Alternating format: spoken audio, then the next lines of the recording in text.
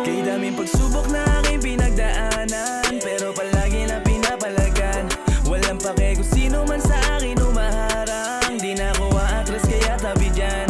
Hindi ko kailangan ng di makakatulong sa aking pagyabong, sisikaping umahon.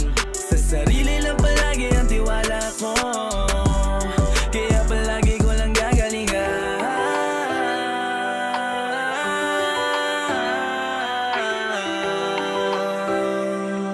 Yeah. So I do it repeatedly. This is for my family. Palaglan ng